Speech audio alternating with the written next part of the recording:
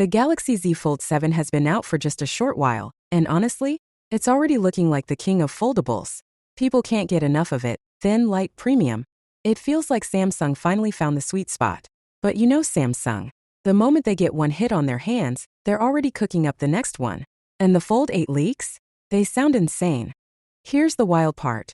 Samsung might not be giving us just one Fold 8 but two. Yes, two versions of the same phone. One will keep that tall, book-like design we're used to. But the other?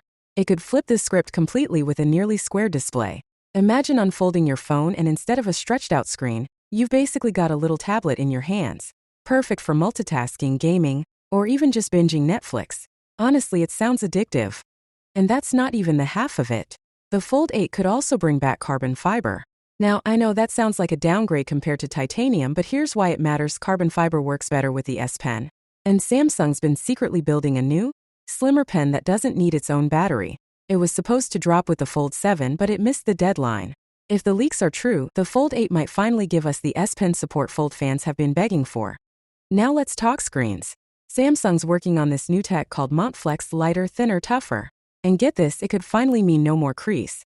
Imagine opening a foldable and seeing one smooth, flat display. That alone would blow people's minds.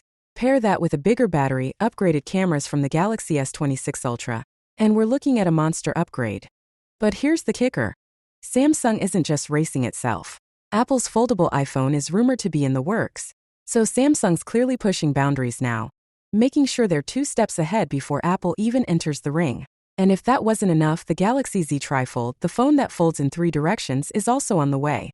So let me throw this at you. If Samsung really drops 2 Fold 8 models, are you sticking with the classic tall fold? Or are you going big with that wide tablet-style one? Drop your choice in the comments. I can't wait to see where you all land. Finally, what are your thoughts about it? So with that being said, let me know your thought in the comment below. And if you are new here, please subscribe. Peace out.